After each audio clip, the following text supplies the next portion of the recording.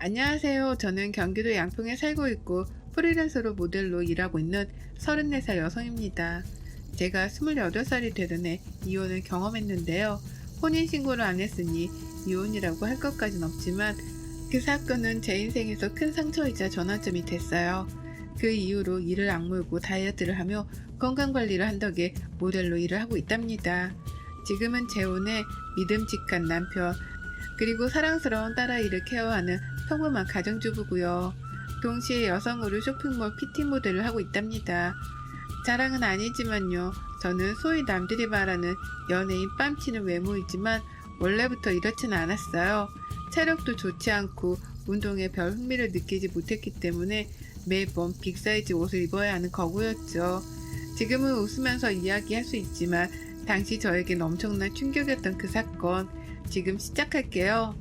저는 원래 인천이 고향이고 여느 집처럼 부모님의 평범한 보살핌 아래 자랐어요. 동네에서 치킨집을 운영하시는 아버지, 집에서 살림을 똑부러지게 하는 우리 엄마, 그리고 귀여운 제 동생까지 화목한 가정이었죠.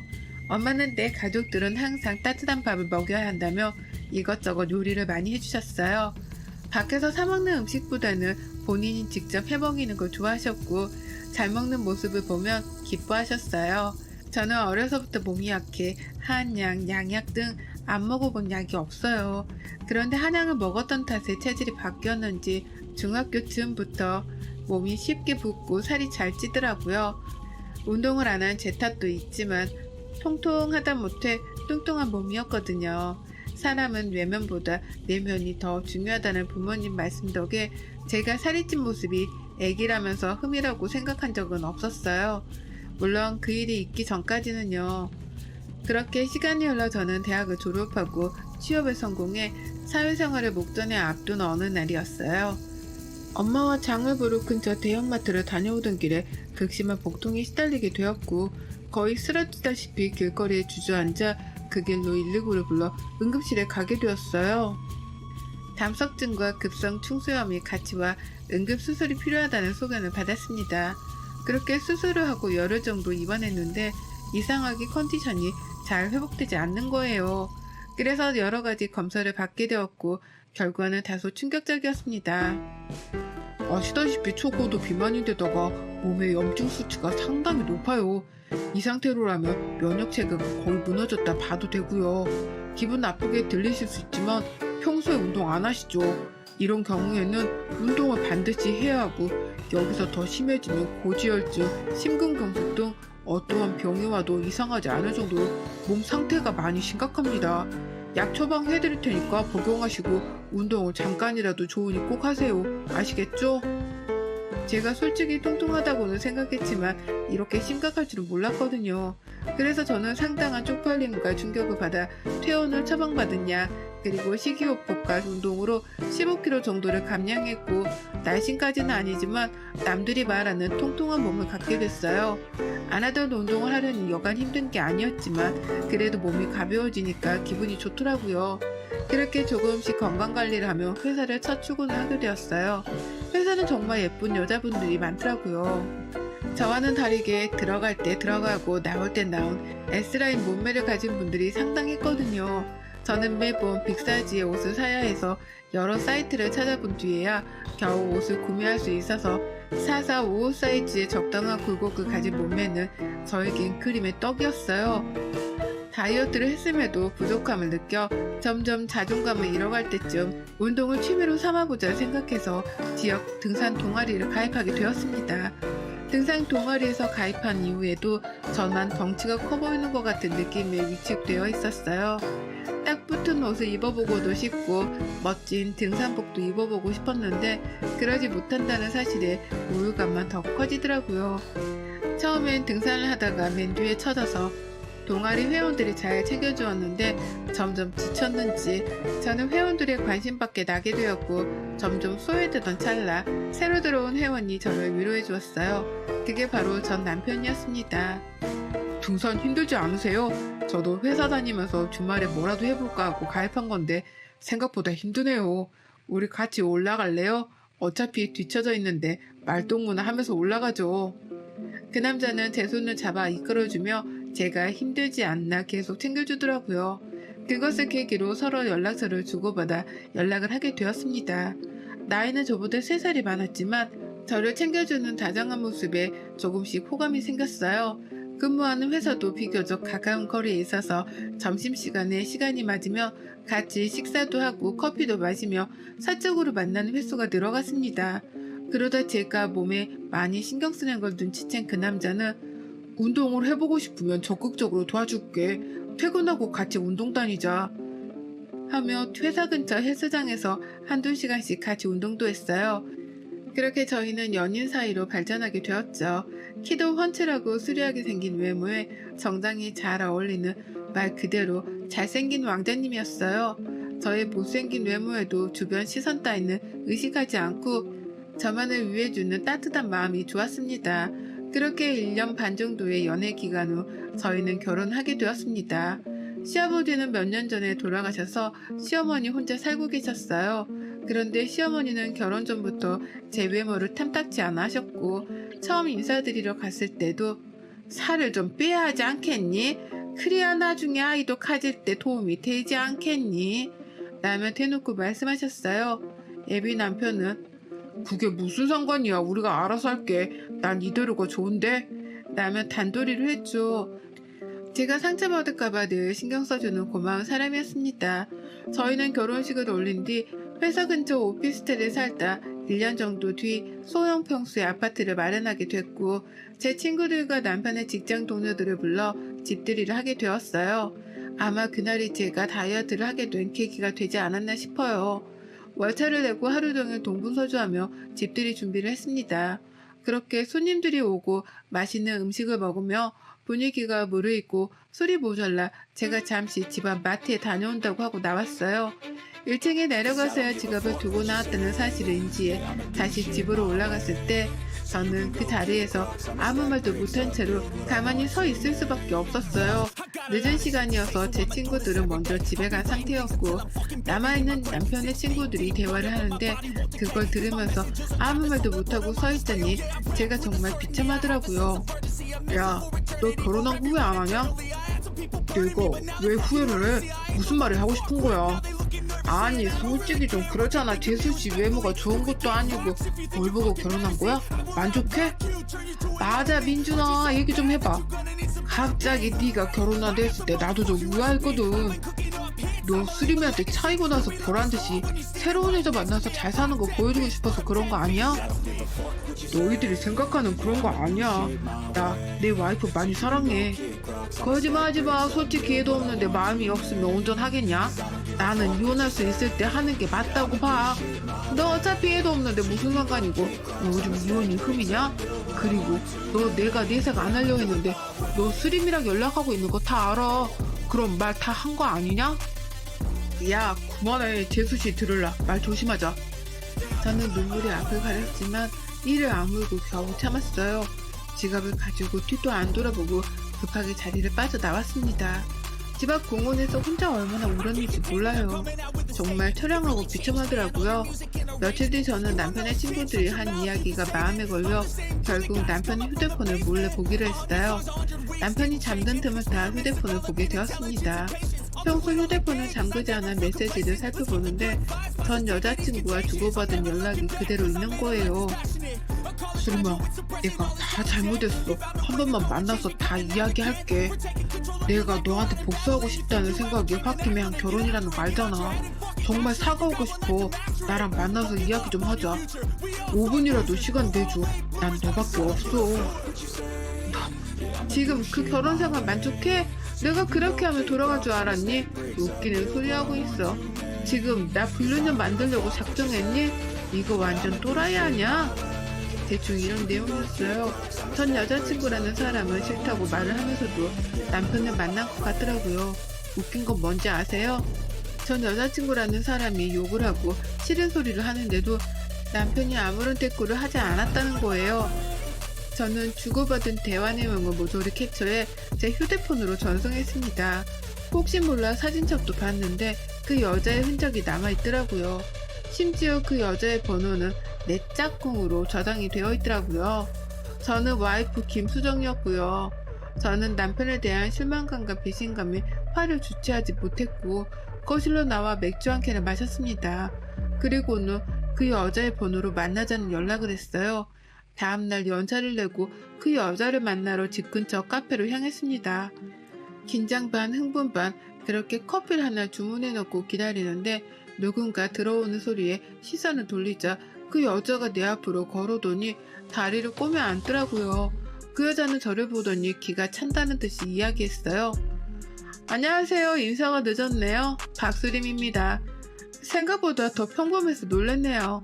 지금 그 결혼생활 만족하세요? 갑자기 결혼했다길래 어떤 여자인지 궁금했는데 동혁이 눈이 이렇게 낮은 줄 몰랐네요. 설마 사랑해서 결혼한 거예요? 그럼 그 사랑 진짜 아니에요. 과거가 어찌됐든 지금은 법적인 제 남편이에요. 그렇게 말 함부로 하는 거 아니에요. 다짜고짜 불러낸 것도 웃긴데 그쪽 남편이 아직도 저를 못 잊고 있는 거 아세요? 어제도 연락 왔는데 이렇게 평생 살 수 있어요? 지금 나 불륜녀 만들자고 뭐 해보자는 심상인 것 같은데 원하면 그렇게 해줄게요. 원래 그 자리는 내 자리였으니까. 저는 그 자리에서 당장이라도 물을 끼얹고 싶었지만 남편을 생각해 참을리는 세계를 새기며 겨우 참았습니다. 너무나도 당당한 그 여자의 태도에 기가 막히더군요. 어찌되었든 이미 결혼한 남자랑 사적으로 연락하는 거는 좀 아니지 않나요? 저는 마음을 가다듬고 얘기했습니다. 다시는 동혁 씨랑 연락을 하지 않았으면 좋겠네요. 과거는 과거일 뿐 중요하지 않아요. 서로 사람답게 살자고요. 그렇게 살면 좋나요? 그러고는 곧장 뒤돌아서 카페를 나왔어요. 그 여자는 어이없다는 듯 하며 저를 노려보더라고요. 심란한 마음을 이끌고 집으로 돌아가려는데 시어머니에게 연락이 왔습니다. 목소리가 심상치 않아서 15분 정도 거리에 있는 시어머니 집으로 달려갔죠. 아니는 다를까 결혼한 지 얼마나 됐는데 아직도 아이 소식이 없냐며 핀잔을 주기 시작하시더라고요.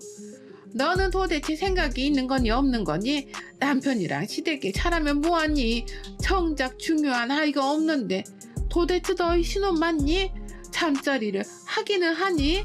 그러게 결혼 전부터 다이어트를 하라고 누누이 말했는데 내가 통역이어도 너랑 몸을 섞기가 싫을 것 같아. 제발 다이어트 좀 하렴. 창피하지도 않니? 어머니 그만 좀 하세요. 아이 안 생기는 게 제 탓이에요? 저희도 노력하고 있다고요. 서로 회사 다니느라 바빠서 그런 건데 그리고 아이가 되는 문제는 저희가 알아서 할 문제예요. 그리고 더 이상 제 몸 가지고 뭐라 평가하지 말란 말이에요. 안 그래도 심란했던 터라 시어머니의 말을 듣고 제대로 빈정이 상해 시어머니께 소리치고는 집으로 돌아왔습니다. 남편에 대한 배신감과 그 여자에 대한 분노, 시어머니에 대한 원망감이 생겼고 저는 그날 운동을 하기로 마음먹었어요. 주간에는 근무를 해야 했기에 새벽에 2시간 정도 일찍 일어나 조깅을 했고 저녁 퇴근 후에는 남편과 다니던 헬스장에 1:1 PT 이용권을 끊어 운동을 시작했어요. 남편은 제가 운동을 한다니 적극적으로 도와주었고 저는 다이어트 한약과 식단 조절 그리고 약간의 성형과 운동을 미친듯이 병행하게 되었습니다. 그렇게 1년 정도의 기간 동안 35kg를 감량에 성공하게 되었어요. 도와준 남편이 고마웠지만 나는 시어머니의 모욕적인 말과 제가 당했던 굴욕들, 남들이 선망하는 몸매를 갖고 여유로움이 생기니 지난날을 되돌아보게 되더라고요. 그런데 저는 이미 남편을 미워하고 있었고 다이어트에 배갚아줘야겠다는 생각만 했습니다. 여전히 남편이 전 여자친구와 연락을 주고받고 있었거든요. 동창 모임이라고 나갔다 오면 꼭 외박을 했는데 이미 남편에 대한 신뢰가 땅이 떨어진 뒤였어요. 말 안 해도 알잖아요. 동창회에 갔는데 외박을 한다? 그럼 100% 바람 아닌가요? 그리고 아이를 가져야 한다는 명목으로 회사를 그만두고 살림에 전념을 하던 시어머니의 말대로 저는 진짜 회사를 그만두고 자기관리에 전념하기 시작했어요. 오전부터 오후까지 필라테스, 요가, 마사지 등 안 하는 게 없었죠. 돈이 얼마나 들던 상관하지 말고 자기관리에 힘쓰라는 시어머니 덕에 맘 놓고 다닐 수 있었죠. 무조건 최고급 패키지로 결제를 하고 그렇게 몸 관리를 시작했어요. 말을 고분고분 듣는 며느리 코스프레를 하느라 여간 고생한 게 아니었네요. 회사 일을 그만두고 몸 관리에 전념하다 보니 저에게 새로운 제안이 왔습니다. 오전에 조깅을 하고 공원 벤치에 앉아서 잠시 쉬고 있는데 쇼핑몰 피팅 모델 일을 해보지 않겠냐며 길거리에서 캐스팅을 당한 거였어요. 저는 한 번도 해보지 못한 분야의 일이었고 제가 과연 잘할 수 있을까 하는 의구심이 들었지만 살면서 이런 일을 언제 해보겠냐고 하고 눈을 질끈 감고 우여곡절 끝에 첫 촬영을 마쳤어요. 인기는 폭발적이었고 저는 SNS로도 유명세를 타기 시작했죠. 제 덕분에 매출이 올랐다며 쇼핑몰 사장님이 페이를 더 쳐주기도 했어요. 얼굴이 이뻐진 탓에 사장님이 화장품 모델로 한번 해보라길래 딱 한 번 온라인 화장품 모델로 나갔는데 반응이 좋아서 화장품 모델까지 고정적으로 일하게 되었죠. 덕분에 돈도 회사를 다닐 때보다 두세 배는 벌 수 있었고 마음의 여유도 생겼어요. 저도 사람들 앞에서 당당하게 무언가를 할 수 있다는 사실은 저를 살아가게 하는 원동력이 되었습니다. 한 번도 느껴보지 못한 사람들이 저를 우러러 바라보는 그 시선 짜릿하더군요. 친구들과 부모님은 제가 예뻐진 것보다 분위기 자체가 밝아졌다며 새로운 출발을 축하해 주셨어요. 하지만 그런 기쁨도 잠시. 저는 남편에게 복수한 날만을 기다리고 있었어요. 피팅 모델 일을 시작하며 저를 알아봐주기 시작하는 사람들이 많이 생겨났고 제 과거 사진을 공개하며 다이어트 비결, 운동 비결 등을 숨김없이 오픈했는데 오히려 반응이 더 좋아서 쇼핑몰 매출이 급상승했고 저는 두둑하게 인센티브까지 받았습니다. 그런 저의 모습을 남편과 시어머니는 대단하다며 칭찬을 해주더라고요. 자신들의 미래는 알지 못한 채 이제 어느 정도 여유가 생긴 것 같으니 아이는 언제 가질 거니? 시간도 시간인지라 이제 나도 할머니 소리 좀 듣고 싶구나. 손주 녀석 자랑하는 친구들이 얼마나 부러운지 몰라. 사실 제가 여러분들께 말씀드리지 않는 사실이 있는데요. 남편과 저는 결혼식을 했지 혼인신고를 하지 않은 상태입니다. 집을 구매하며 세금 문제로 1년 정도 더 있다가 혼인신고를 하자 합의를 한 상태였고 양가 부모님에게는 비밀로 하기로 했거든요. 혼인신고를 안 했다고 하면 노발대발을 하셨을 옛날 분들이셨기에 입을 다물고 있었죠. 그런데 저는 더 이상 그럴 이유가 없어졌고 오늘이 그날이다 생각하며 남편에게 그동안의 모든 일을 적어놓은 편지 한 통만을 남긴 채 짐을 싸서 친정으로 왔어요. 결혼하면서부터 그동안의 일을 모두 부모님께 말씀드리니 부모님은 한숨을 푹 쉬시더라고요. 솔직히 화를 내실 줄 알았더니 제 결정을 믿는다며 오히려 응원을 해주시는 게 아니겠어요? 저는 부모님께 죄를 짓는 것 같고 불효를 저지른 것 같아 가슴이 찢어지는 것 같았습니다. 그렇게 친정집에서 간만에 두 다리 뻗고 마음 편히 쉴 수 있었어요. 얼마 만에 느껴보는 행복감인지 몰라요.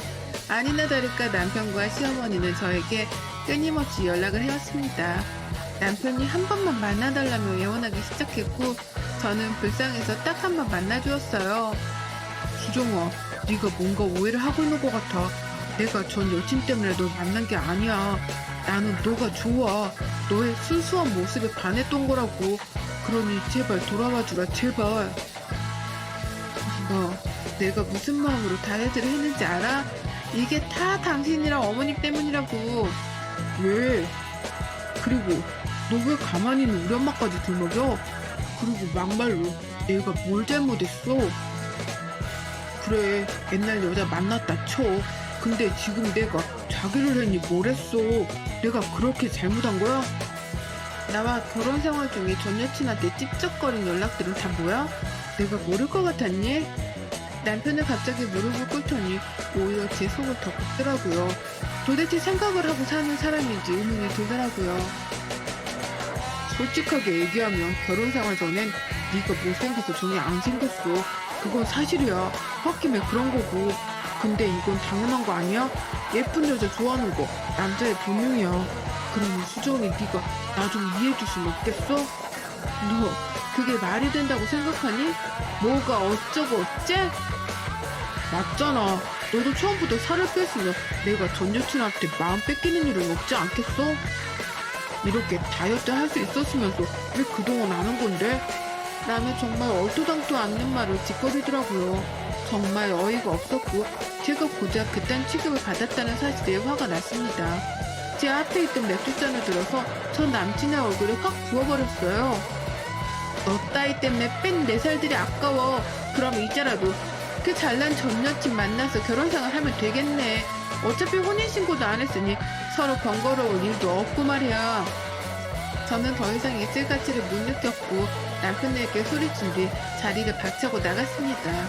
이후로도 남편은 전화, 문자, 심지어 인터넷으로도 미친 듯이 연락을 하기 시작하더라고요.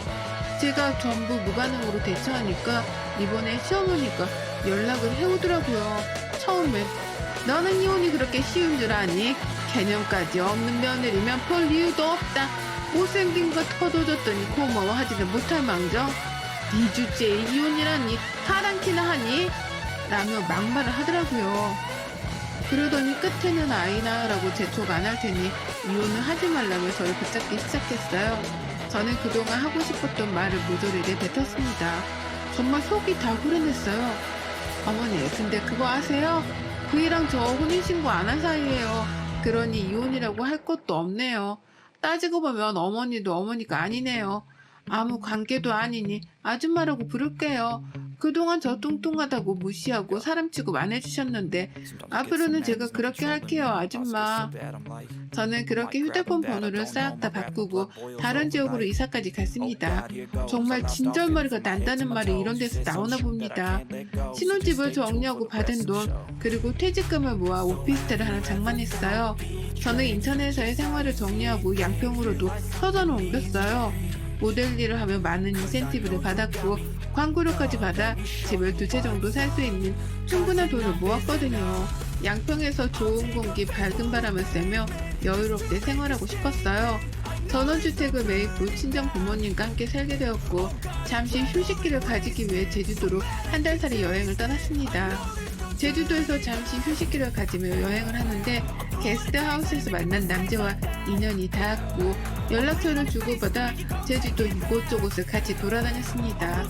알고 보니 그 남자도 아내와 사별하고 혼자 산지 10년 정도 되었고 저희는 여행을 하면서 호감이 생겨 만남을 지속하다 서로의 아픔을 보듬어주기로 했어요. 그렇게 잘 만나오다 3년 전에 조촐한 결혼식을 올렸고 현재는 2살 된 딸아이와 함께 오순도순 행복한 일상을 보내고 있죠. 남편은 양평에서 핸드메이드 가구 공방 운영하고 있어요. 저도 여전히 프리랜서 모델로 활동하고 있고요. 지난번에 모델학원 강의를 해줄 수 없냐는 제안까지 받기도 했답니다.